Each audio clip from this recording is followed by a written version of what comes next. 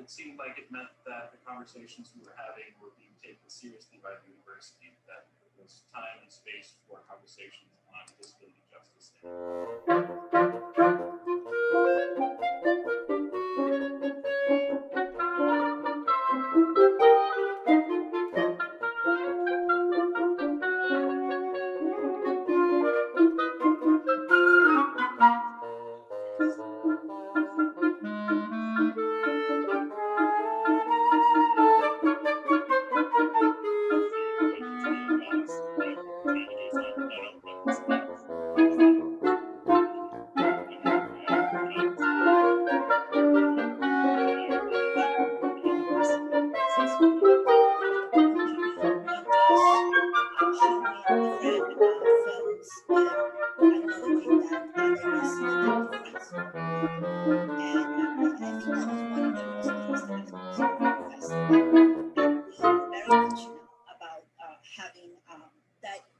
different and diverse female directors.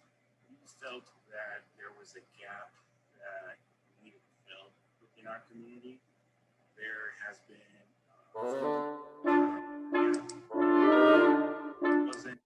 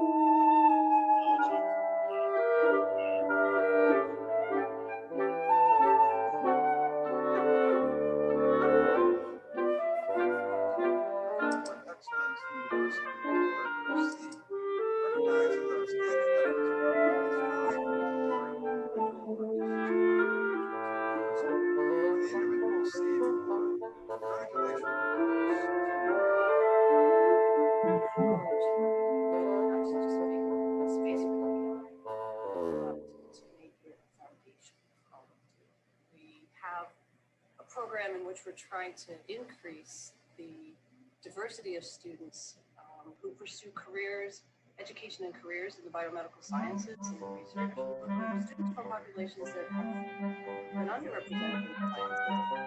Know that for them to feel like they belong, a place that they can be successful, it's a community which we're trying to build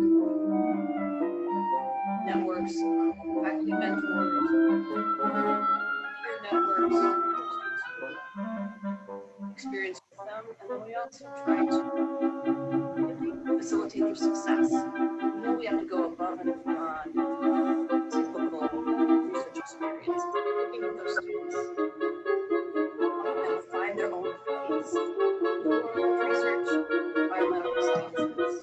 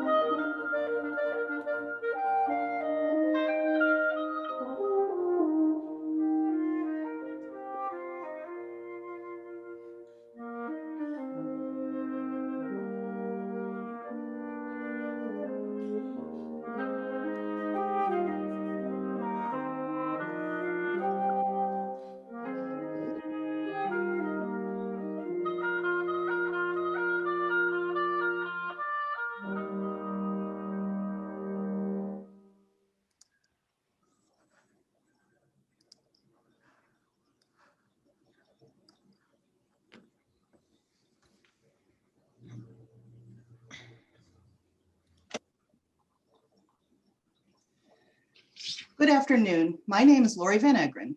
I'm the Interim Associate Provost for University Outreach and Engagement, and my pronouns are she, her.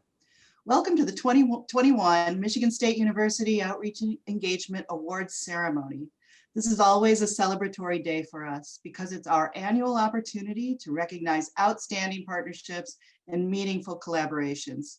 In this very unusual year, it is more important than ever that we make time to congratulate those who are sustaining and nurturing effective partnerships. We gather to honor some of the most impactful, innovative, and frankly, inspiring work happening in partnerships among faculty, staff, students, communities, organizations, agencies, business, schools, and the public. Everybody. Our award recipients also represent so many others who are working tirelessly to meet the urgent challenges of our times and make a difference in the world we share. University community engagement has the potential to create transformational change to address large-scale problems in society's most challenging issues. At Michigan State University, we've embraced an approach to engagement that arises directly from our commitment to public access and land-grant traditions. Many of you know that MSU was one of the first land-grant institutions established under the Federal Morrill Act of 1862. A fundamental part of MSU's history is that Michigan State University was established as a land-grant university on the ancestral, traditional, and contemporary lands of the Anishinaabe Three Fires Confederacy of Ojibwe, Odawa, and Potawatomi peoples. In particular, the university resides on land ceded in the 1819 Treaty of Saginaw. As an institution, and especially as partners within the larger community, we must be mindful of the historical cost of our institution while honoring the critical public mission. As a land-grant institution, it's our responsibility to ensure that the university's research knowledge, educational experiences, and other resources are integrated with the needs of the larger community. And MSU has a rich history of doing just that. So we're both proud of the mission and accomplishments of our institution in working with the people of Michigan and more widely, and also invested in expanding our understanding of what it means to have a history that contributed to the disenfranchisement of the original occupants of this land. Now, engaged research, engaged creative activities, engaged teaching, and engaged service are driven by community-identified questions and needs. These partnerships are reciprocal, benefiting all partners, building on community assets, and requiring co-development and ongoing collaboration to be successful and meaningful. And many of us understand how rewarding it is to work with researchers, staff, students, and external partners who want to find solutions to the world's challenges. Whether it's infectious diseases, constitutional rights, equity and justice, creative expression, or animal health, we respond to what's needed. We welcome the chance to work with people in their communities who know those challenges inside and out and trust us to acknowledge and indeed elevate their experience and expertise in our work together. So today we welcome you and thank you for joining us in paying tribute to members of the faculty, academic staff, students, and the wider community whose outstanding efforts to integrate university knowledge with community knowledge impact us all. I encourage you to read the descriptions of their work on the University Outreach and Engagement website or in the awards ceremony program booklet at the link that will be provided in the chat. I think you'll agree that these individuals and partnerships are exceptional in their scholarship and their contributions toward making the world a little bit better. And before we begin, I want to acknowledge that this is the first time we've convened an awards ceremony by video conference. We've practiced our Zoom skills and rehearsed the ceremony, but there may be transition delays, unintended muting issues, etc., for which we ask your patience. And lastly, please be aware that the ceremony is being recorded for archiving on the web. And by all means, please use the chat to send messages and congratulations to our awardees. It's now my distinct honor to introduce Dr. Teresa K. Woodruff, Provost and Executive Vice President for Academic Affairs, Michigan State University, for some opening remarks. Welcome, Provost Woodruff. Well, thank you so much, Dr. Van Egeren, and thank you for your leadership of the Office of University Outreach and Engagement and for bringing us the wonderful wind ensemble that we enjoyed as we collectively arrived in the space. I actually feel restored simply by being in the presence of great artists who are really coming together in a way that's unimaginable just a year ago, but now so elevated our Zoom spirits. And I also want to just thank everyone who is joining us this afternoon as we recognize and celebrate this year's award recipients. It's always a pleasure to recognize the exceptional work of our faculty, staff, students, and community partners.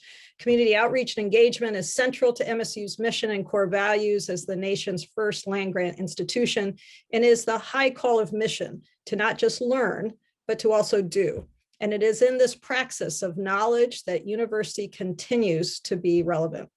MSU has embraced an approach to outreach and engagement that arises directly from the land-grant tradition.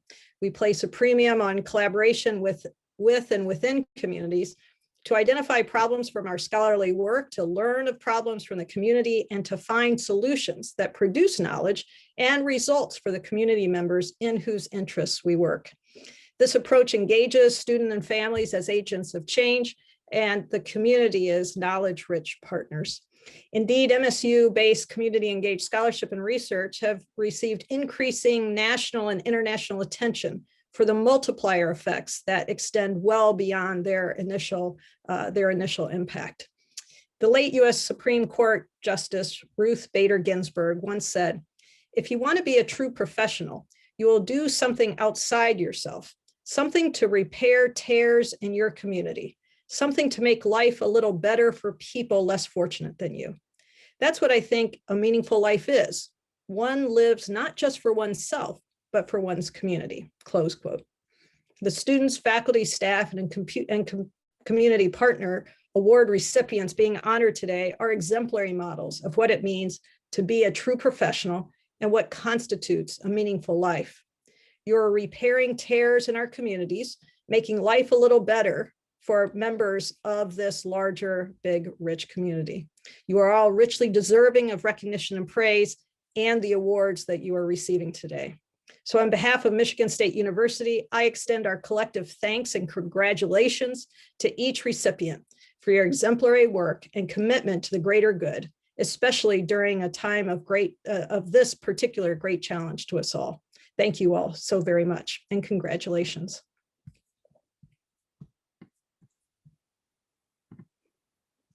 Thank you so much, Provost Woodruff.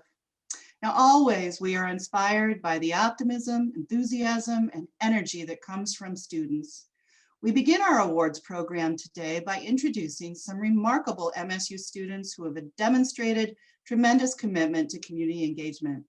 They've each volunteered hundreds of hours of their time and represent MSU students who have collectively committed thousands of hours to communities.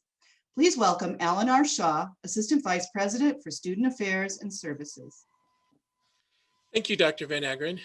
I'm very privileged to be here today with such a great group of staff, faculty, community members, and especially our outstanding students. The Center for Community Engaged Learning is a great unit to have on campus, and it's the oldest in the country, and we are excited that University Outreach and Engagement and Student Affairs and Services can come together in the co-curricular and the curricular units to be able to provide great opportunities for our students. The work that they have done is amazing, and this is also a great opportunity for another way to demonstrate to the rest of the world how great our students are and the work that they produce. We don't have enough opportunities to be able to do that, so thank you to University Outreach and Engagement for sponsoring another way to showcase the great work that our students do. So congratulations to our students and to their community partners for being able to have them work together. It is my great pleasure to introduce Renee Brown, the director of the MSU Center for Community Engaged Learning. Thank you.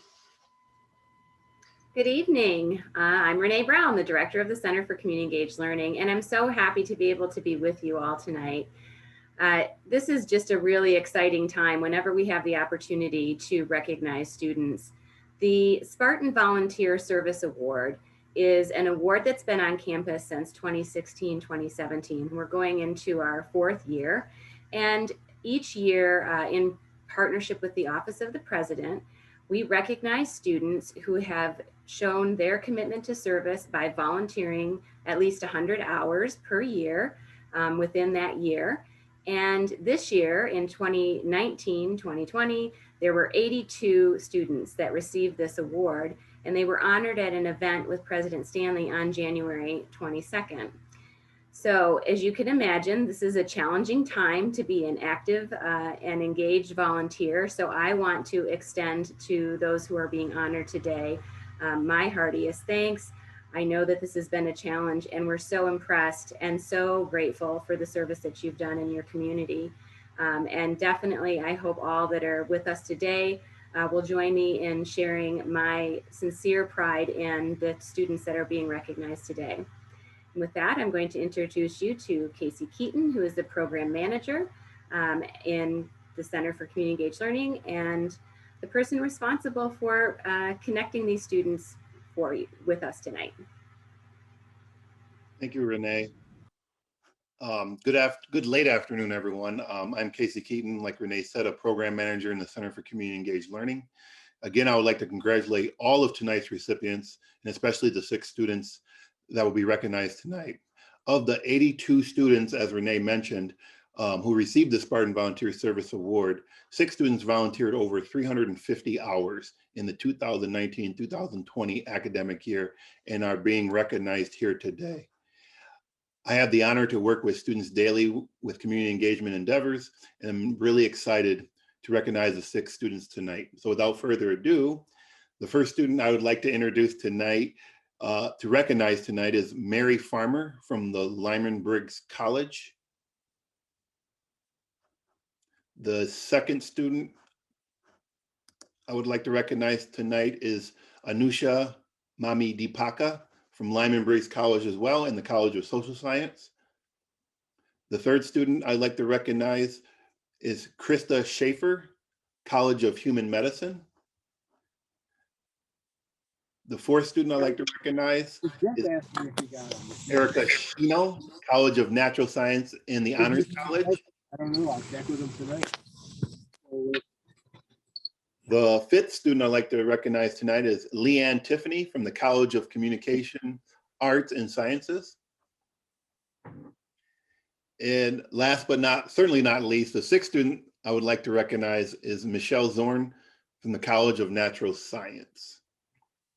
So if we could give everybody like a virtual round of applause or just a wave to congratulate these students and their accomplishments this year. It was definitely a worthwhile endeavor, and we're very proud of them.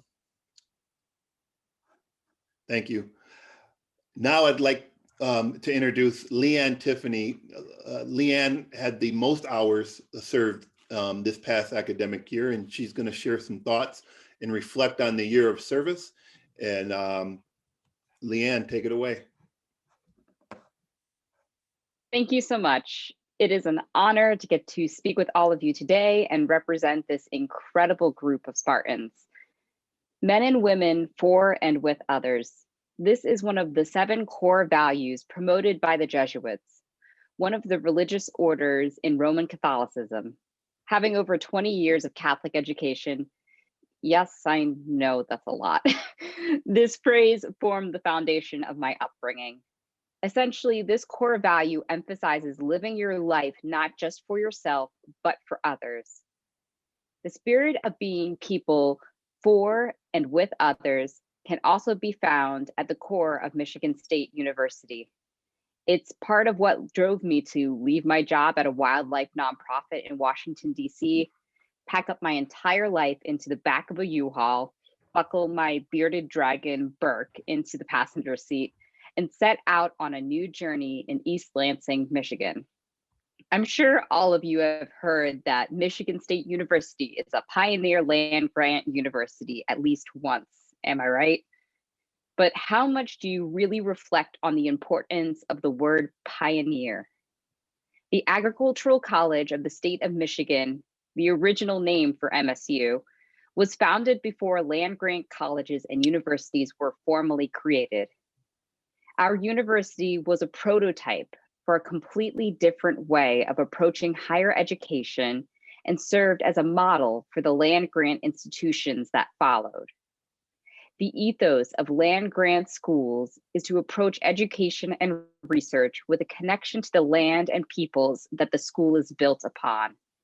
One example of this is through extension sites.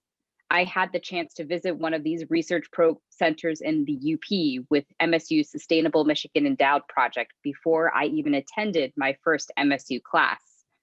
The research was centered around the UP, engaging community members in the research itself. But no matter where the research or class takes place, Spartans focus on how their work can better our world. In other words, using education and research to be people for and with others. Though MSU isn't technically Jesuit, they have an office that embodies this others-driven core value, the Office of University Outreach and Engagement. To quote their mission directly, the UOE promotes partnerships between MSU and the greater community that are collaborative, participatory, empowering, systemic, transformative, and anchored in scholarship. A lot of powerful words, am I right? But the UOE backs that up with tangible actions. They support research that is both conducted in partnership with community members and supports the community where that research occurs. They advocate for community engaged scholarship and emphasize public access to MSU's resources. I'm currently pursuing their graduate certification in community engagement, which helps graduate students of all disciplines discover how they can approach their research in a way that puts communities first. For and with others extends beyond the classroom or lab at MSU. I'm going to throw another Jesuit core value at y'all, magus, which literally means more. Spartans are always doing more for their school, for their communities, and for the world. There is a reason that our school's tagline is Spartans will. Doing more for and with others strikes at the heart of why we're all here today. The Outreach and Engagement Awards. This ceremony recognizes a number of awards, including ones for community engaged research, creative activity, teaching, and service. I'm here to represent the winners of the Spartan Volunteer Service Awards. These awards recognize students who have completed at least 100 hours of community engaged learning or volunteering in an academic year. The over 80 students awarded have met and oftentimes exceeded that bar. The 6 representatives here today have a minimum of 350 hours each. This year, more than any other, it's been hard to do more for and with others. How do you do more for a person while keeping at least 6 feet from them? How do you connect with others during a time of such division in our nation? How do you begin to break down the systemic racism that our brothers and sisters of color should never have had to face? Spartans did not let these challenges stop them from doing more for others. Spartans made masks, donated supplies, and wrote to veterans and essential workers. Spartans served as poll workers and got involved with advocacy efforts. Spartans raised funds for nonprofits and volunteered with national programs through virtual channels. Spartans participated in the virtual Summer of Service Challenge, doing much more than the 16 suggested service projects. But I'm sure I speak for all the awardees when I say it's not the number of hours that matters or being recognized at all. It's doing more for others, living up to the designation Spartan. I'm going to throw one last Catholic phrase at you. Spes messis in semine. The hope of the harvest is in the seed. This is more than a nod to Michigan State University's agricultural roots. In this case, the harvest is the future of our world, and Spartans are the seeds. Our society is currently tackling many challenges, and more are sure to come. But one thing will never change. Spartans will continue to be a hope for our world. Spartans will continue to do more. Spartans will always be men and women for and with others. Spartans will. Thank you.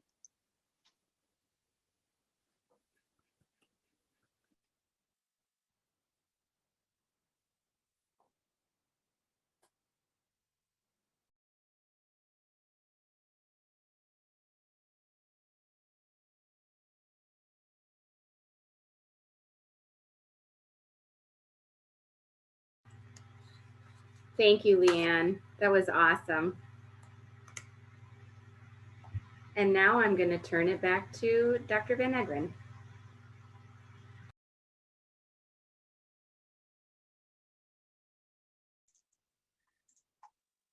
In honor of their commitment to service, University Outreach and Engagement is donating $200 to a community organization of each student's choice. Did I already unmute myself? Thank you. Okay. Including Releasing Children from Poverty, Compassion in Jesus' Name, Ellie's Place, Lansing, Spartan Street Medicine, the Listening Ear Crisis Intervention Center, New York Women in Communication Scholarship Program, and the Crisis Text Line. So congratulations to all of our Spartan Volunteer Service Award recipients. All right, well, for a number of years, the universities recognized the outstanding achievements of faculty for their scholarly community partnerships through the MSU Community Engagement Scholarship Award Program.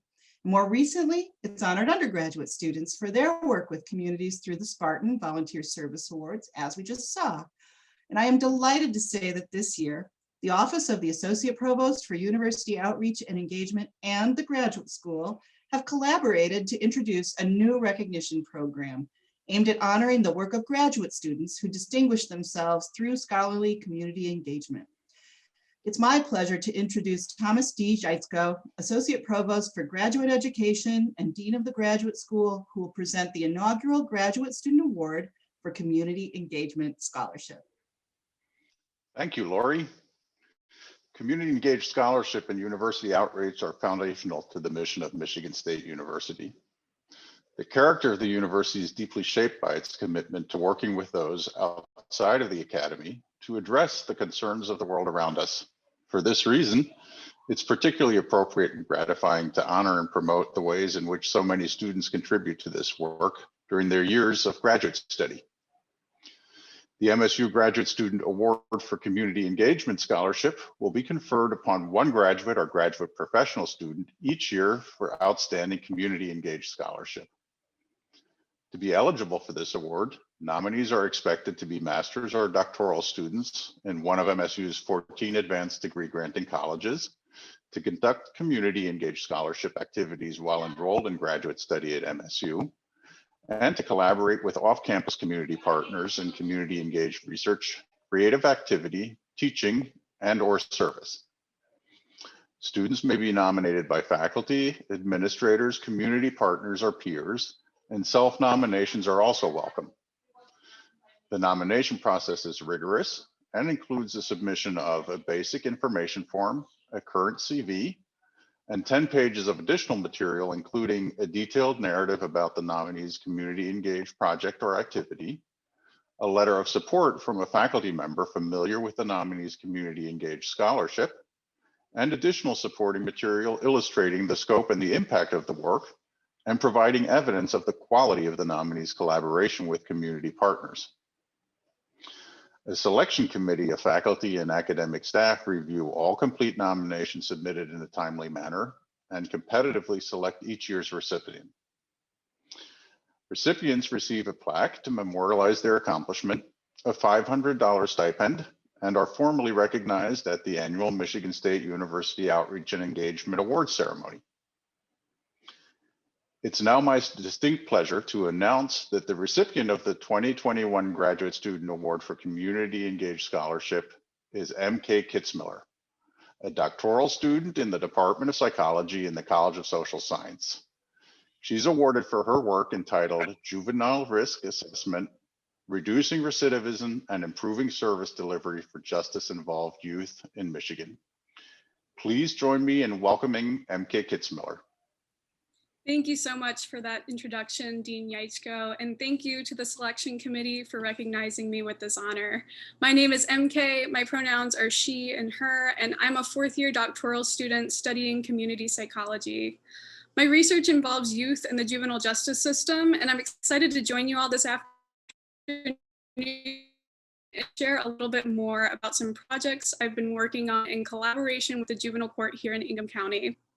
It's a really exciting time to be a juvenile justice researcher because the juvenile justice system is in the midst of a transformation. In many regards, we're still feeling the aftershock of the tough on crime era of justice administration in the 1980s and 90s. During this time, rates of juvenile incarceration and designation to adult court increased exponentially, creating lifelong barriers to housing, employment, and education for the youth affected. And while these tough on crime policies were implemented unilaterally, the majority of harm incurred was localized in Black communities. Since then, we as a field have learned so much about the adolescent brain and how it predisposes teens to law breaking. We've learned that teen brains operate a lot like a car with a great accelerator and no brakes. They seek novel experiences, push boundaries, and exercise their independence, but they don't quite have the ability to think things through, modify their behavior, or fully recognize the consequences of offending. It's no surprise then that lawbreaking peaks around age 16 and falls sharply thereafter, even among serious adolescent offenders. The best treatment for delinquency, it seems, is time. My job is to translate what this research means in a boots on the ground way to juvenile court practitioners here in Ingham County. I serve as the project manager for the Juvenile Risk Assessment Team, or JRAT, a long-standing partnership between MSU and the Ingham County Juvenile Court. I wear many hats in this role, but the one I'm most proud of is helping implement and evaluate the performance of a juvenile risk assessment instrument. Juvenile risk assessments are rating tools backed by research that are used to predict how likely it is that a teen in a justice system will reoffend. And court practitioners use these risk assessments to make important decisions throughout processing. For example, who gets dismissed and who is retained for formal processing, meaning youth have a traditional trial before a judge and are often placed on extended court supervision. Risk assessments also help legal actors decide how long a period of court supervision lasts and what services and programs are best suited towards youth's individualized needs. And motivated by our knowledge of the developing teen brain, the ultimate goal of risk assessment is to help courts prescribe the least restrictive course of action for youth tailored to their level of criminogenic risk. Experts believe this is the best way to facilitate healthy pro-social transitions to adulthood. Through JRAT, we've developed locally responsive scoring procedures such that youth who fall below a certain threshold of criminogenic risk are automatically diverted from the court. Since our JRAT partnership began in 2004, we've witnessed an overall reduction in the number of formally processed youth in Ingham County by about 60%. The implementation of risk assessments has also facilitated more effective case planning. Specifically, we've observed that youth in community-based programming tend to reoffend at lower rates relative to those in out-of-home placement. In light of this evidence, county-level rates of long-term out-of-home placement have fallen by 80% since their peak in 2007. Importantly, the benefits of these policies have extended throughout the entirety of Ingham County. Even though there are few kids going through formal court processing and being placed in out-of-home treatment programs, juvenile recidivism rates have gone down over time.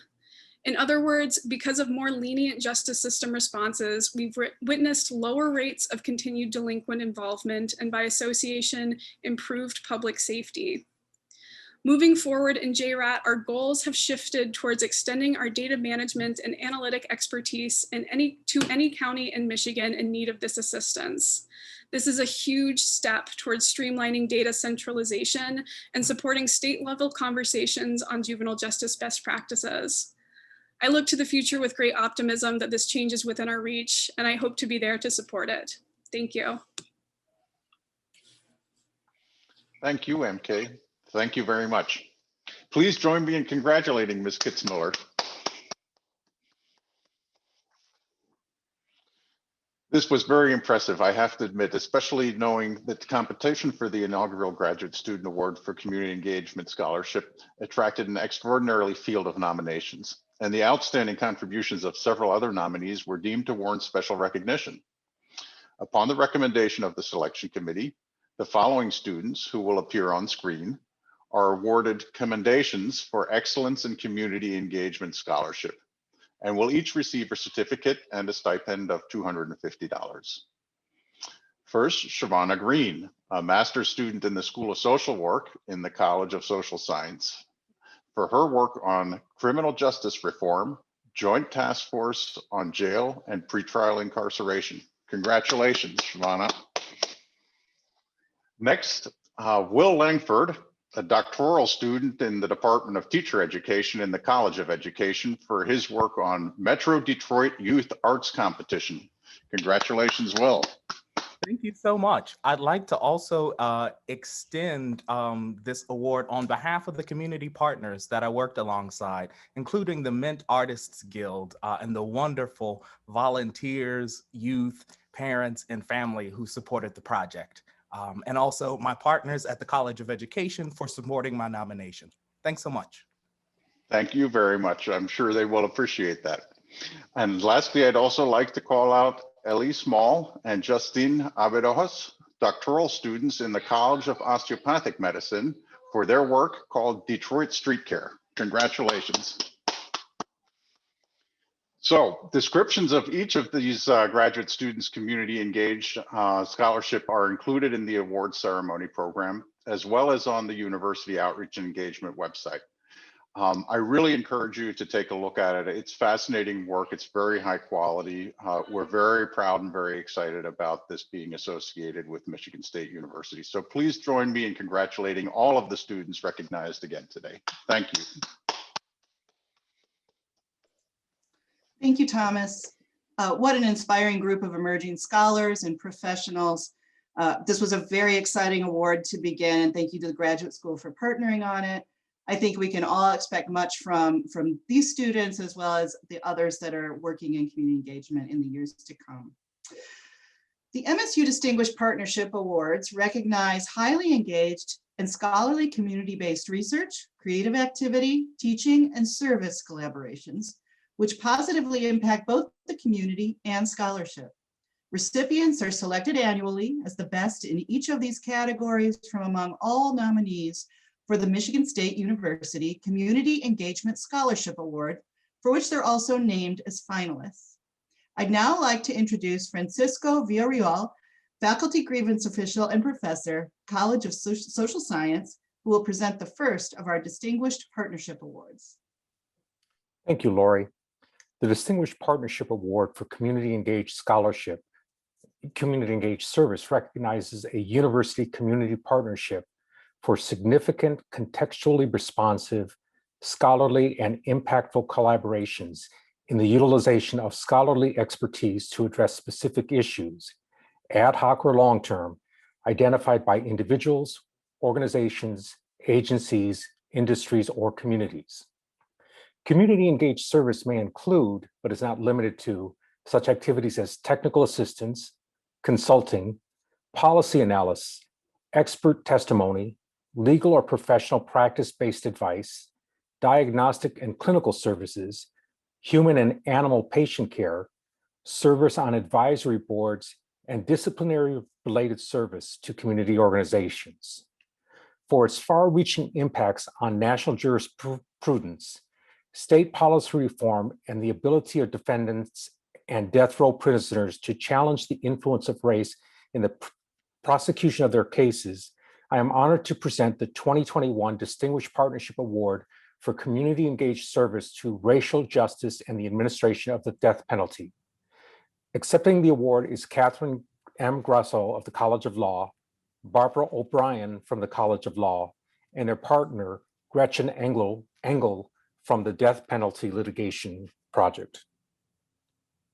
Please join me in congratulating the partnership for racial justice and the administration of the death penalty.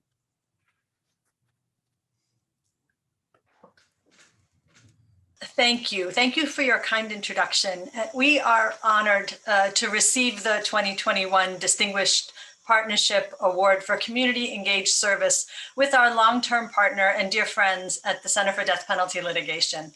This is really a joint effort, and we can't even begin to tell you all how mutually, how much it has benefited us. So thank you.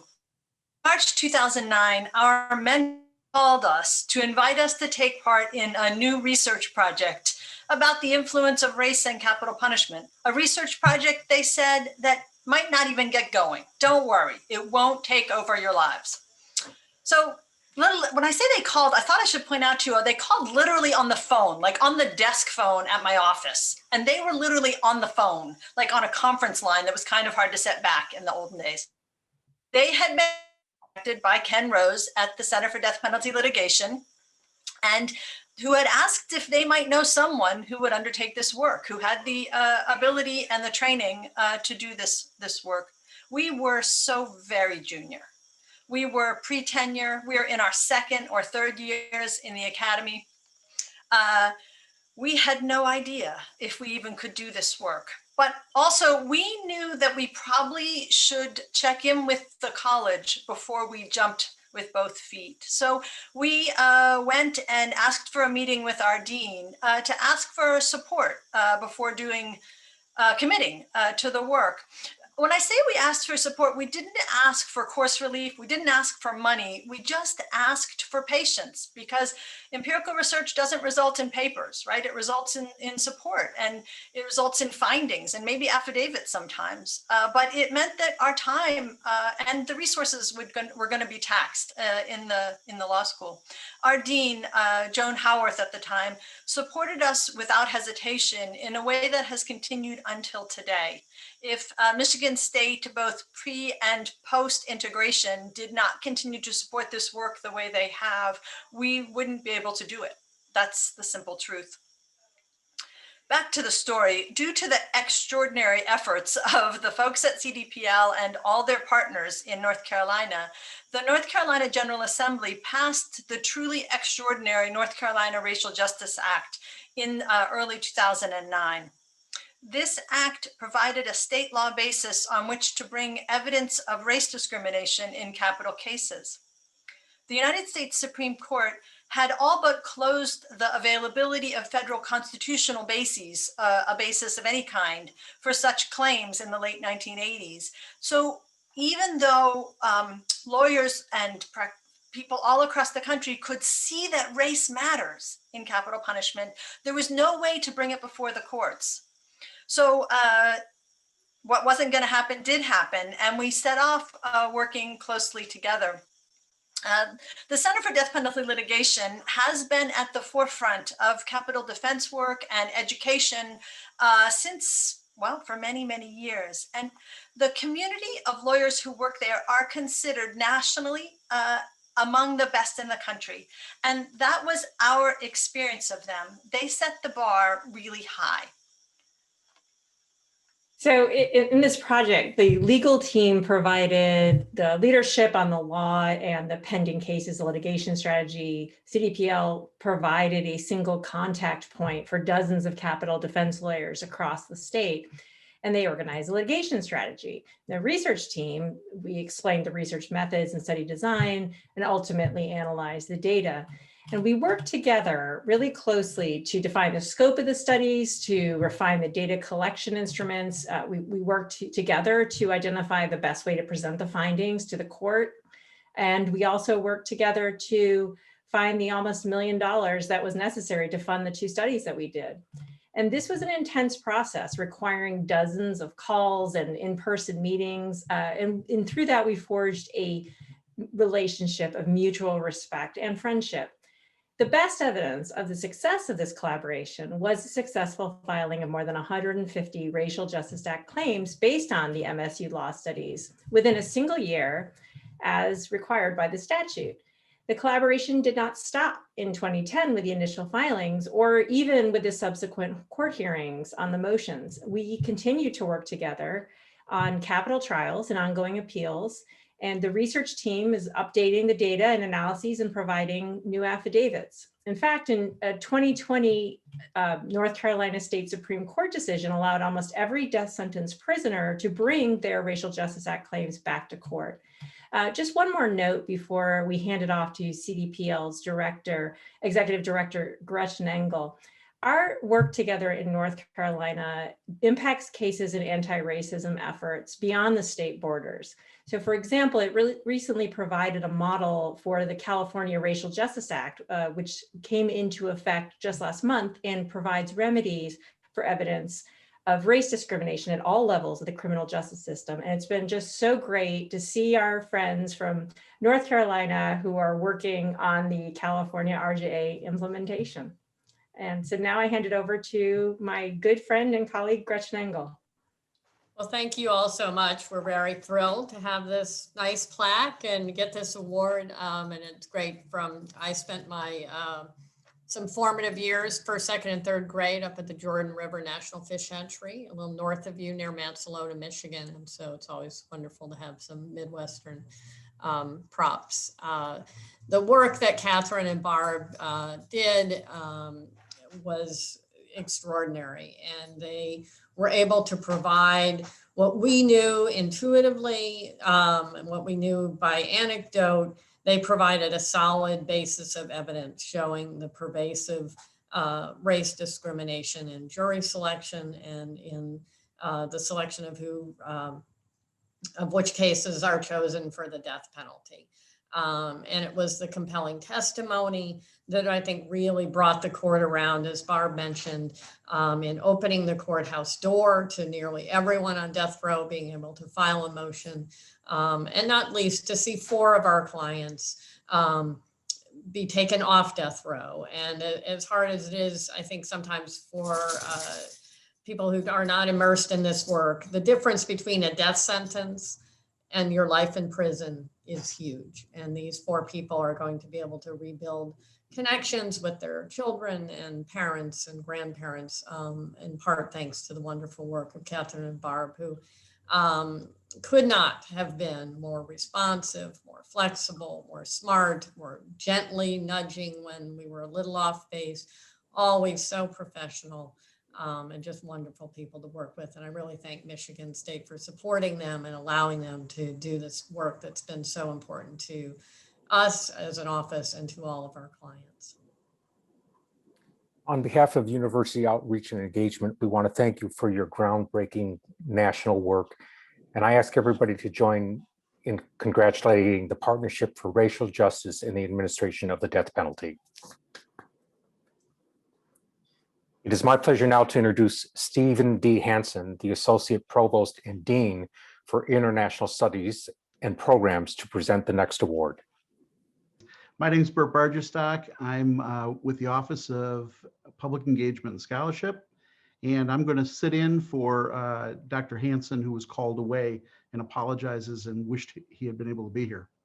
The Distinguished Partnership Award for Community Engaged Teaching recognizes a university community partnership for significant, contextually responsive, scholarly, and impactful collaboration in sharing knowledge with learners through formal or informal arrangements, whether credit-bearing, non-credit, guided by a teacher, or self-directed. Such work may take many forms, including pre-college and youth educational programs, occupational instruction and licensure programs, conferences, seminars, non-credit classes and workshops, educational enrichment programs for the public, media interviews, or translational writing for general public audiences, producing materials to enhance public understanding, and curating managed learning environments such as museums, libraries, and gardens. For its international educational partnership, which has provided essential healthcare to thousands of working horses, donkeys, and mules that play an essential role in the livelihoods of families in rural Mexico, I am pleased to present the 2021 Distinguished Partnership Award for Community Engaged Teaching to the Equine Welfare in Practice Clinical Clerkship for 3rd and 4th year College of Veterinary Medicine professional students. Accepting the award is Harold C. Schott II, College of Veterinary Medicine, with his partners Francisco Suarez Gomez from the Universidad Nacional Autónoma de Mexico and Alejandro Taylor Estrada Coates of Universidad Veracruzana. Gentlemen. Thank you for that introduction. And on behalf of our MSU team and our Mexican partners at the Universidad Nacional Autónoma de Mexico and Universidad Veracruzana, I am truly honored and very grateful to accept this award, recognizing our group efforts in community engaged teaching. Our project, providing veterinary care for working equids in rural Mexican communities over the past 4 years, is one of a number of what are called equitarian projects. Equitarian, the word was derived from combining the word for horse, equus, with humanitarian. Personally, I was originally inspired by a professor, Derek Nottenbelt at the University of Liverpool a number of years ago, and he introduced me to Dr. Mariano Hernandez-Gil at UNAM, and we conspired several years ago to develop this project and put it into action. Dr. Alejandro Estrada at the University of Veracruz joined us in our second year to further expand our reach across Mexico. As mentioned there, the need for care of working equids is vast. They're an under-recognized population of animals. It has been estimated that there are more than 100 million horses, donkeys, and mules laboring for families in third world countries, with over 6 million animals just south of our border in Mexico. Few of these animals ever see a veterinarian during their lifetime. And for the families, owning a working equid truly improves the welfare of their families. Without an equid, a lot of the manual labor falls upon women and children in the families. Here at MSU, we have a world-class veterinary college and hospital to provide the best possible medical and surgical care for horses. However, this advanced tertiary care is not the type of veterinary practice that many of our students may pursue following graduation from MSU. So we recognize needs for a lot more hands-on student experience with what we call primary care medicine. And veterinary colleges across the US, including MSU, are working to increase these student exposure and experiences in primary care medicine by partnering with private veterinary practices and animal shelters. However, these types of partnerships are a bit more limited for large animals, including horses. The truly unique aspect of our project is our focus on training veterinary students, both American and Mexican. During an annual 2-week trip to Mexico, we take 8 MSU students and they're teamed up with a similar number of Mexican veterinary students. And they provide basic care, including vaccinations, hoof care, dentistry, wound care, and minor surgical procedures to 800 to 1,000 horses each year. That's in 2 weeks, and compared to our total annual caseload of horses at Michigan State's Veterinary Hospital of about 2,000 per year. So it's an extremely intense experience.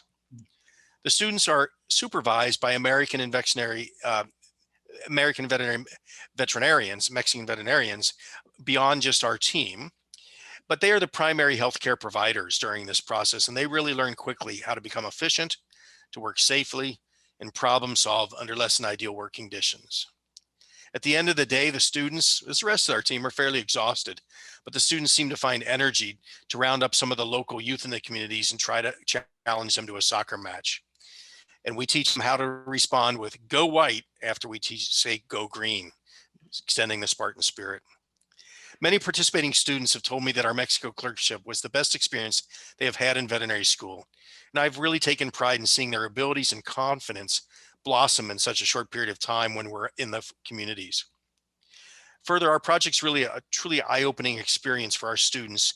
And once they recognize the needs of working equids and their families, many want to continue volunteering some of their time to this cause in the future after graduating from MSU. This was a somewhat unanticipated but quite rewarding outcome. Last year, we also published a summary of this project in an online journal to try to inspire other veterinary colleges and give them a template to try to create a similar model. And with that, I'd like to turn it over to my partners to say a few words. So I think we have the Dean from UNAM, Dr. Suarez Guimes, that is here and may say something. Okay, thank you very much, Dr. Schott. As an institution accredited by the National Council of Education in Veterinary Medicine, the Pan American Council of Veterinary Science Education, and the Council of Education of the American Veterinary Medical Association, as a member of the Mexican Association of Veterinary Colleges, and the American Association of Veterinary Colleges, the College of Veterinary Medicine at the National Autonomous University of Mexico promotes good standards of veterinarian education and practice. Part of our program to educate competent veterinarians, including parenting with international institutions in academic activities, broaden the vision of our students. The College of Veterinary Medicine in Michigan State University has been one of those fellow institutions with which we have maintained collaboration, especially during the last 4 years.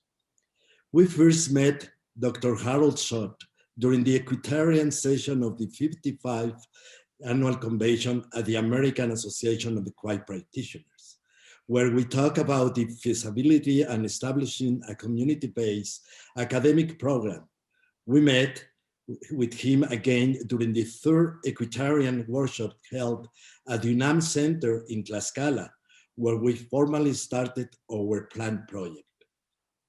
In 2016, Dr. Short and Dr. Peterson visited twice, early in the to join our international conference on veterinary science, and later to join the Mexican Equine Veterinary Association conference, during which Dr. Aline Schuneman, our emeritus professor, who founded our institutional program for working with equids, was recognized for her contribution to equine practice in Mexico. It was throughout this visit that Dr. Schott and Dr. Peterson to our teaching and research farms at Querétaro and Veracruz. Then that was the place where we organized our first academic exercise, taking place in January of 2017. Just then, we agreed to name the exercise Equine Welfare in Practice, because we wanted the veterinary students who joined it to put veterinary skills into practice for the good of rural equids, with welfare in mind for the students' more effective future in the whole veterinary profession. Since 2017, we have run the academic exercise with very good results. And since 2018, our College of the Veracruz University have accompanied the exercise, sharing resources along with the on biology in the of Veracruz. Just academic activity implemented in the form of clerkship in rural communities has been effective to strengthen competencies according with our veterinary curriculum, providing both students and professors of MSU, UNAM, and UB have the opportunity to exchange expertise and philosophical wisdom and join partnership. We built a phrase using our own students' words and reads as follows. This has been a unique, fulfilling experience to develop both personally and professionally, because through well-planned veterinary practice to promote welfare, we integrate a team to share knowledge, skill, and culture with professors, students, and community rulers, and this is an academic exercise that bring together college with common sense and vision, confirming that veterinary profession has no frontiers. I would like to add that in face of an enormous challenge to meet the needs of a changing world, we're convinced about the convenience of supporting programs like this which strengthen our profession and members. Finally, on behalf of the National Autonomous University in Mexico, I am very proud to accept this Outreach and Engagement Award presented by the Michigan State University. Thank you very much. Okay. So I will have just an intervention, really quick intervention. So as Dr. Suarez mentioned, University of Veracruz has been involved since 2018. And I just want to mention that the success of this program has been spread out among several communities in the state of Veracruz. And at this moment, we have new communities that are lined up for next year in case we can do it because of the pandemic, right? And also something that we have to remember always is that this kind of programs and also this award will keep us motivated to continue teaching clinical skills to our veterinary students of the 3 veterinary colleges, promoting equine welfare, which is one of the main objectives, right? And understanding the veterinary medicine needs at the community level. I will want to thank Dr. Harold Schott for all the organization, Dr. Suarez, and also we have to thank Dr. Mariano Hernandez Gil, which has been involved with us all these years. Thank you very much. Please join me in congratulating the Equine Welfare in Practice Clinical Clerkship for 3rd and 4th year College of Veterinary Medicine professional students. An extraordinary work. It is now my pleasure to introduce Douglas A. Gage, Interim Vice President for Research and Innovation. Thank you, Burton. The Distinguished Partnership Award for Community Engaged Research recognizes a university community partnership for significant, contextually responsive, scholarly, and impactful collaboration in an inquiry, and the discovery of new knowledge or the development of new insights. And that's really a hallmark of one of the forms of research we're most proud of. This may be accomplished through community-based participatory research, precipitatory action research, applied research, contractual research funded by government agencies, non-governmental organizations, or businesses, demonstration projects, assets and needs assessment, program evaluations, and other forms of collaborative participatory inquiry. In recognition of its decades-long collaboration supporting clinical research on a wide variety of species, as well as direct medical services, post-mortem examinations, clinical and residency training, volunteerism, and community outreach, I am honored to present the 2021 Distinguished Partnership Award for Community Engaged Research to the Michigan State University College of Veterinary Medicine and Potter Park Zoo Animal Health Program, a half-century of collaboration in animal health, education, and outreach. Accepting the award is Dalen W. Agnew, College of Veterinary Medicine, and his partner at Potter Park Zoo, Ronan Eustace. Please join me in congratulating the Michigan State University College of Veterinary Medicine and Potter Park Zoo Animal Health Program. Now I'm pleased to introduce, I'm sorry, go ahead. Please start, please continue. Okay. Thank you. Thank you to all involved, the university outreach and engagement and the funders for these awards. I'm really humbled to have written the nomination for this award, not really on my behalf, but on the behalf of the many faculty and zoo staff who have come before me. Dr. Jim Zakarski started as a faculty member and began his work at the Potter Park Zoo in 1975 and continued until his retirement 1.5 years ago. In fact, Jim was one of my own mentors when I was a veterinary student and went on to become, I went on to become a zoo veterinarian myself. In 2003, the Potter Park Zoo hired its own veterinarian, Dr. Tara Harrison, who was also adjunct faculty at Michigan State University. And in 2014, Dr. Sally Knopfs took over that role. And of course, both, by the way, were MSU grads as well. And now Dr. Ronan Eustace is the veterinarian at Potter Park Zoo and also adjunct faculty at Michigan State. It was on the shoulders of these individuals, particularly Jim, that this collaboration has developed over the years. And it's involved pathologists, anesthesiologists, surgeons, epidemiologists, toxicologists, nurses, and students. It has also included the community, from the docents who educate the public and watch the animals, from the kindergarten and all the way up to high school students who volunteer and watch animal behaviors and take down scientific data, to the journalists in the Lansing area who have always supported the zoo, to the firemen who provide the jaws of life to open a rhino's mouth, or the padding for large animals to lie on during anesthesia. Certainly the resources needed to run a zoo are very different than your typical small animal practice. As one of the current zoo vets on the faculty, I feel a special obligation to keep this collaboration fresh, productive, and significant for many years to come, as our human relationship with nature becomes more and more challenging. So I'd like to turn it over to Dr. Ronan Eustace, Director of Animal Health at the Potter Park Zoo, to give us a little bit of his perspective. Thanks, Dalen. I apologize, my video is not working, but first I'd like to thank Dr. Agnew for leading the effort to apply for this award.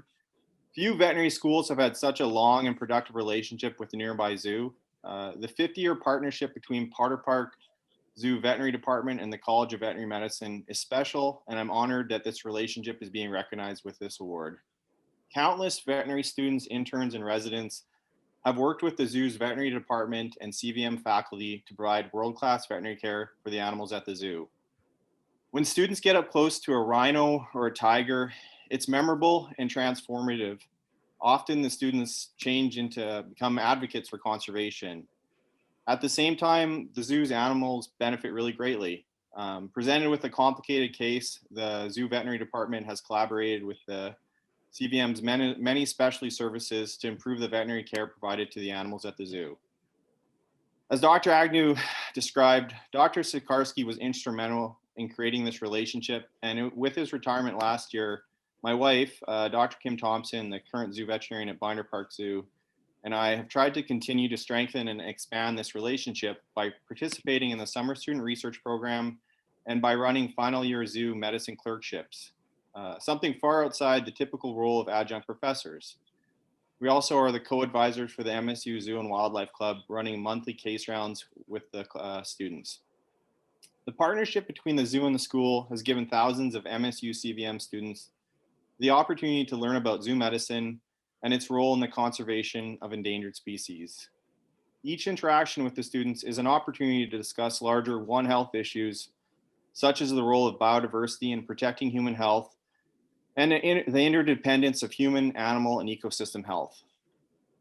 The large amount of research that has resulted from this symbiotic relationship is extremely valuable.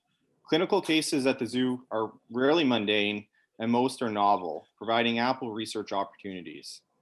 Numerous students, interns, and residents have collaborated on zoo medicine studies that have resulted in publications. With each publication describing a novel condition, the medicine and care provided for these endangered species is improved and the sustainability of these captive zoo populations is strengthened. For example, in collaboration with Dr. Brian Petroff, head of MSU VDL Endocrinology, my wife and I and one of our summer students, Bridget Walker, were able to validate a diagnostic assay instrumental in diagnosing congenital hypothyroidism in red pandas. Currently, the global captive red panda population is challenged by high neonatal mortality, and it's not sustainable. Very little is known about the diseases in this critical neonatal period. And by helping to participate in research that could decrease the neonatal mortality, Bridget was given the opportunity to do research that could help save this species. With the planned construction of a new veterinary hospital, we hope that the relationship between the zoo and the veterinary school will continue to grow, as the new facility will have the space to host classes, run final year clerkships, and facilitate future research collaboration between the CVM and zoo veterinary department. Eventually, our hope is that with MSU CVM support, my wife and I will be able to restart the previous zoo and wildlife medicine management and pathology residents to create a program to help train future zoo and conservation veterinarians. Thank you for this award that recognizes the special relationship between the Binder Park Zoo and MSU CVM. We hope that this relationship will continue to grow and continue to create impactful opportunities for students, interns, and residents, and generate future research studies that will help improve the medicine and care of endangered zoo animal populations. Thank you. And let me please join me in congratulating again the Michigan State University College of Veterinary Medicine and Binder Park Zoo Animal Health Program. Now I'm pleased to introduce Deborah J. Johnson, Director of the Diversity Research Network and Professor in the College of Social Science, to present the final award of the ceremony. Thank you, Doug. The Distinguished Partnership Award for Community Engaged Creative Activity recognizes a university community partnership for significant, contextually responsive, scholarly, and impactful collaboration in the creation of new artistic or literary performances and expressions, such as collaboratively created, produced, or performed theatrical or musical performances, sculptures, novels, plays, and poetry, spoken word, film, and documentary productions, multimedia, and exhibitions. For its creative, collaborative efforts with Detroit teachers and students to develop and refine anti-racist approaches to the teaching of Black language that builds productively on the linguistic assets Black students bring with them into English classrooms, I am delighted, excited, and ecstatic to present the 2021 Distinguished Partnership Award for Community Engaged Creative Activity to the Partnership for Anti-Racist English Language Teaching and Scholarship.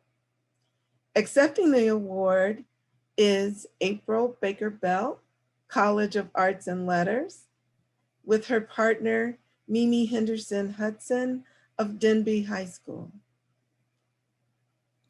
Thank you, Deborah. It's so good to see you, even if it's in a virtual space. Thank you for that introduction. I'm honored to have been selected for the 2021 Distinguished Partnership Award for Community Engaged Creative Activity alongside Mimi Henderson Hudson and the students at Denby High School for our work on anti-racist English language teaching and scholarship. I want to also thank the selection committee for selecting us for this award. It's really an honor for us. So I want to tell a brief story to contextualize my partnerships with Detroit schools, which includes my partnership with Denby High School and Mimi Henderson Hudson.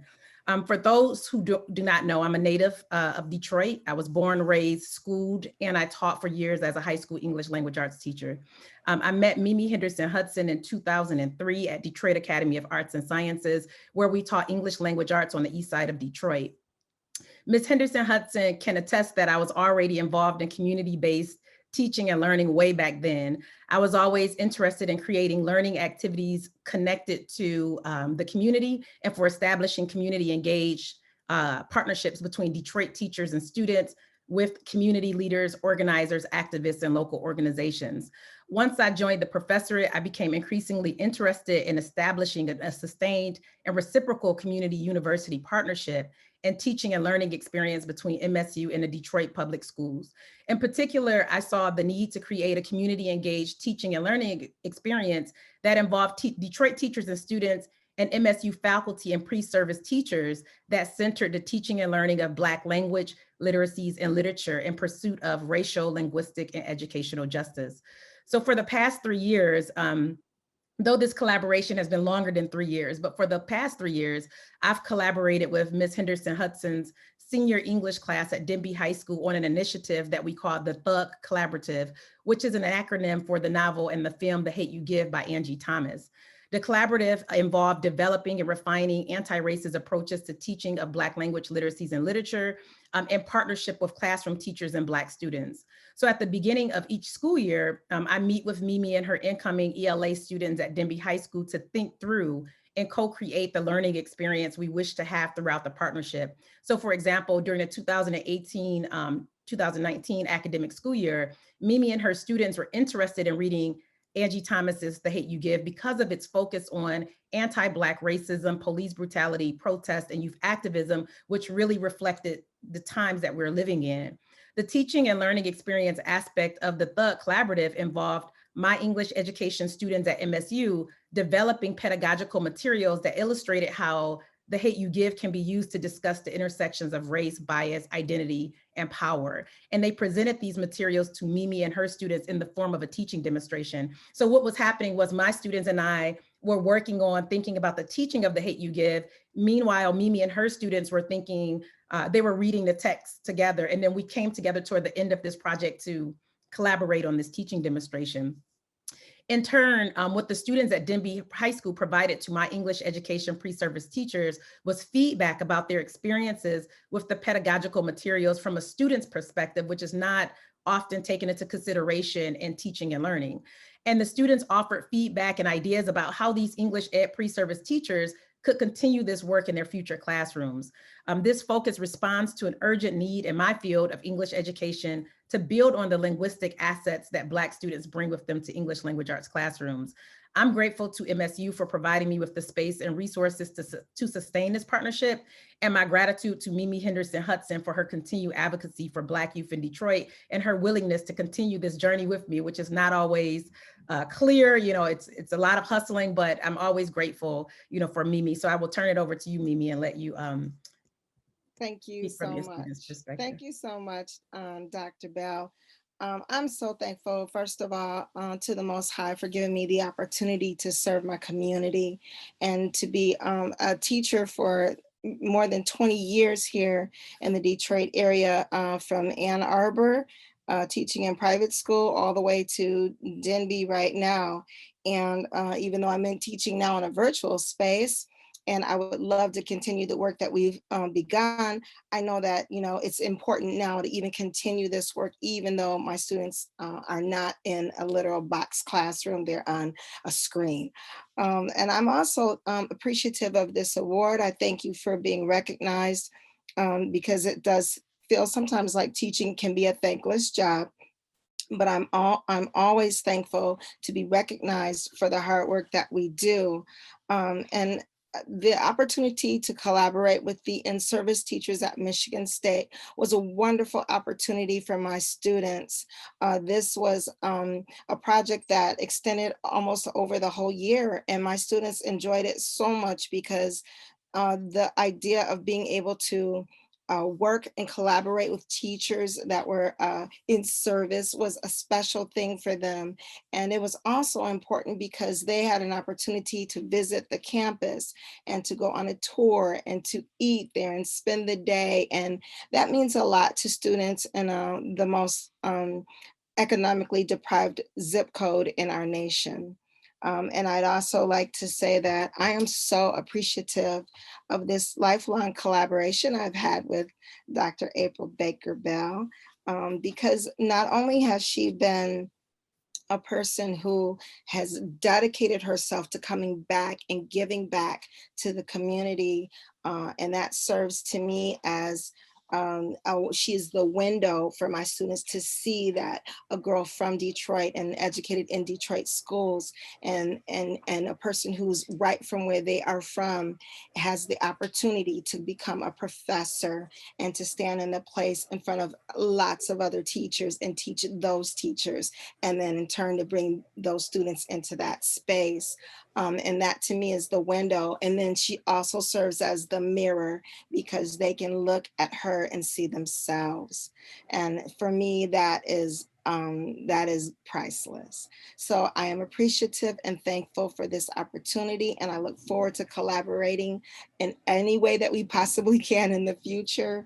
And we will continue this great work in serving the children because that is what is most important. Thank you. So inspiring, and thank you both for your work. Please join me, everyone, in congratulating this truly outstanding partnership for anti-racist English language teaching and scholarship.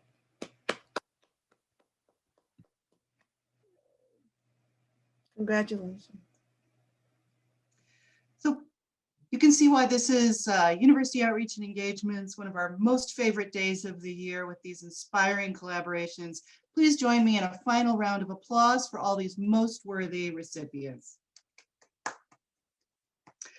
So today's award recipients represent a much larger number of colleagues who invest deeply in partnering with communities. The selection of the recipients for the 2021 Distinguished Partnership Awards was made extremely difficult due to the high quality of all of this year's nominations. I want to take a moment to acknowledge the other scholars who were nominated and whose work is making a positive difference in communities near and far. Jonathan Choti, College of Arts and Letters for Sustainable Community Development in Tanzania with Naitolia Village, Monduli, Tanzania. Robert Colt, College of Communication Arts and Sciences for a Partnership of Service with the Michigan Community Service Commission.